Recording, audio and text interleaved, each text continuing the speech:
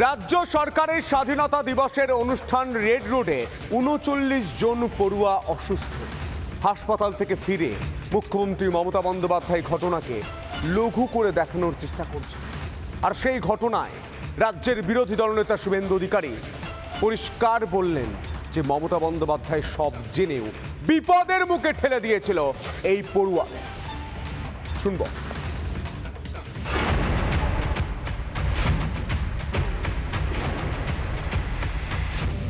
স্বাধীনতা দিবসের রাজ্য সরকারের কর্মসূচি রেড রোডে কুচকাওয়াজ। মুখ্যমন্ত্রীর সামনেই স্কুল পড়ুয়াদের নিয়ে অনুষ্ঠান। আচমকাই ছন্দপতন। গরমে অসুস্থ ৩৯ জন পড়ুয়া, তাদের নিয়ে যাওয়া হয় এসএসকেএমে। এত বড় ঘটনাকে লঘু করে দেখানোর চেষ্টা করেন মমতা ব্যানার্জি। ওরা ক্ষুধার্ত ছিল এবং অনেকের ডিহাইড্রেশন টাইপের একটু টেন্ডেন্সি ছিল। আর কি হয়, মানে এটা হচ্ছে সাইকোলজিক্যাল এফেক্ট হয়। একটা বন্ধুকে দেখেছে একটু অসুস্থ হয়ে গেছে, তখন আর একটা বন্ধু অসুস্থ হয়ে গেছে। কি এমন হলো যে স্কুল পড়ুয়াদের হাসপাতালে নিয়ে যেতে হলো? মুখ্যমন্ত্রীর দাবি উড়িয়ে পাল্টা সুর চড়িয়েছেন বিরোধী দলনেতা। মুখ্যমন্ত্রী বলেছেন একজন অসুস্থ হয়েছে দেখে নাকি অন্যরা অসুস্থ হয়ে পড়েছে। এটা কোনো মুখ্যমন্ত্রীর দায়িত্বশীল ব্যক্তির কথা?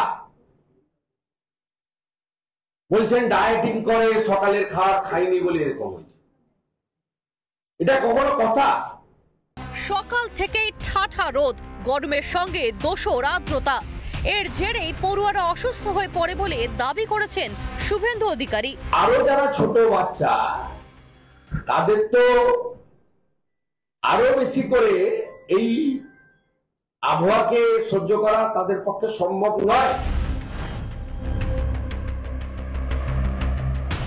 মাননীয় মুখ্যমন্ত্রী ডিজিপি এবং সিপি আচ্ছাদনের নিচে দাঁড়িয়ে, ময়ূরপঙ্খী আচ্ছাদন, নিজেরা মাথায় শেডের তলায় বসে এইটুকু বাচ্চাগুলোকে, এই ক্লাসের বাচ্চাকে প্যারেডে আনা যায় না।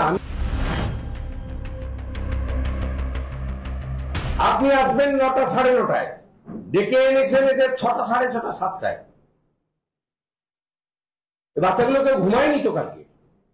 তারপর পুলিশ আছে তো, গাড়ি নিয়ে প্যাঁ করছে ঘরের সামনে। ভোর 5টার সময় তুলে নিয়ে চলে আসবে,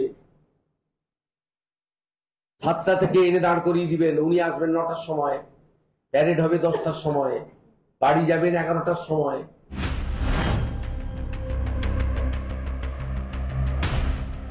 রিহার্সাল হয়েছে প্যারেডে, দুটো রিহার্সাল হয়ে আজকে থার্ড এবং ফাইনাল, মানে আজকে ফাইনাল হয়েছে। প্রথম হচ্ছে সোমবার 11 তারিখ। সেদিন 4 জন বাচ্চা তারা ডিহাইড্রেশনে হয়ে তারা অসুস্থ হয়ে পড়েন, ব্ল্যাকআউট হয়, এবং 2 জন পুলিশ কর্মী। সোমবারের যদি সতর্ক হতেন আজকে এই ঘটনা ঘটতো না। রাজ্যের বিভিন্ন প্রান্তের সরকারি স্কুলের পড়ুয়াদের আনা হয়েছিল কলকাতায় স্বাধীনতা দিবসের অনুষ্ঠানে।